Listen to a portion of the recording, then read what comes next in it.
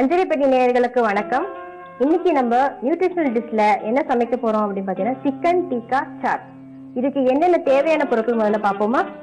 தயிர், இஞ்சி பூண்டு விழுது, கரம் மசாலா, மிளகாய் தூள், சாட் மசாலா, புதினா சட்னி, தக்காளி, வெந்தய சட்னி, எண்ணெய், பொடியா நறுக்கின வெங்காயம், சிக்கன் பீசஸ், உப்பு, லைம் ஜூஸ், கொரியாண்டர் லீவ்ஸ். முதல்ல இந்த சிக்கன் பீசஸ்ல இந்த சிக்கனை நம்ம ஒரு 4 to 5 மணி நேரம் ஃப்ரிட்ஜில் ஊற வைக்கணும். அது என்னென்ன போட்டு ஊற வைக்கணும் அப்படின்னு பார்த்தீங்கன்னா, தயிர் எடுக்கிறேன். தயிர் போட்டிங்கன்னா யூஸ்வலாக சிக்கன் சீக்கிரம் சாஃப்டாக வெந்துடும் நல்லா. அதுக்கு தான் சிக்கன் தயிர் போடுறது.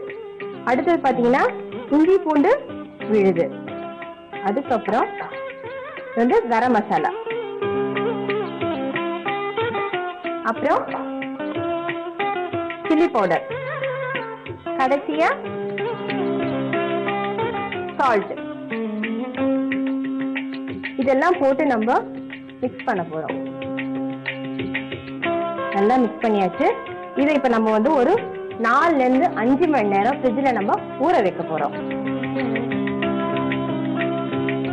இப்போ நம்ம சிக்கனை ஊற வச்சது ரெடி ஆயிடுச்சுங்க. இது எப்படி பண்றதுன்னு நம்ம பார்க்கலாம். முதல்ல அடுப்பை பற்ற வச்சுட்டு கடாயை நம்ம இதில் வைக்கிறோம். இல்லை கொஞ்சம் எண்ணெயை நம்ம சுட்டு ஊற்றுறோம்.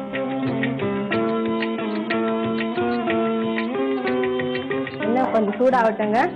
சூடான உடனே நம்ம இதில் ஃபர்ஸ்ட் பொடியா நறுக்கின வெங்காயத்தை முதல்ல போட்டுடுவோம். இப்போ வெங்காயத்தை நான் ஆட் பண்றேன். வெங்காயத்தை நல்லா வதக்கணுங்க.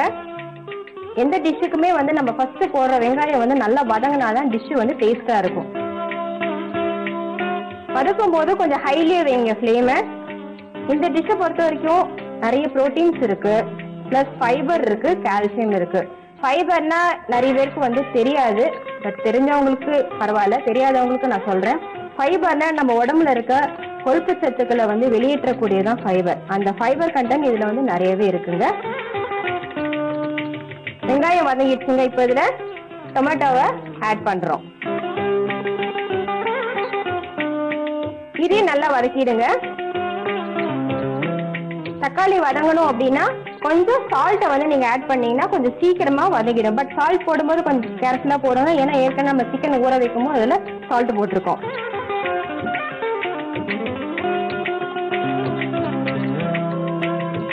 இப்ப தக்காளி நல்லா வதங்கிடுச்சுங்க. இதுல நம்ம இப்போ கிரீன் சட்னி போட போறோம். கிரீன் சட்னினா ஃபர்ஸ்ட் நம்ம வெந்தய சட்னி, வெந்தய கீரையை நம்ம அரைச்ச சட்னியை போட போறோம். அப்புறம் புதினா சட்னி. புதினா சட்னி போட்டு ரொம்ப நேரம் வதக்காதீங்க, ஒரு மாதிரி கசப்பு தன்மை வந்துடும். உப்பு ஏற்கனவே போட்டுக்கோ, அதனால திருப்பி உப்பு போடாதீங்க. இதுக்கு தேவையான சாட் மசாலா. இப்ப ஃபைனலா நம்ம லைம் ஜூஸ் ஆட் பண்ண போறோம்.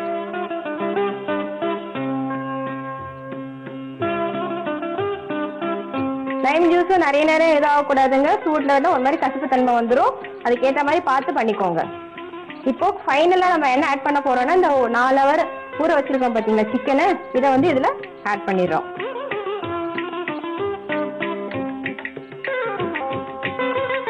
இதை கொஞ்ச நேரம் அப்படியே சிம்ல வச்சு கொஞ்ச நேரம் ஃப்ரை பண்ணுங்க. அப்பதான் சிக்கன் கொஞ்சம் வேகும். சிக்கன் வேகிற வரைக்கும் நம்ம கொஞ்சம் வெயிட் பண்ணுவோம். சிக்கன் நல்லா வெந்துடுச்சுங்க. ஸ்டவ் ஆஃப் பண்ண போறேன். இதை ஒரு சர்விங் பிளேட்ல சர்வ் பண்ணிடலாங்க.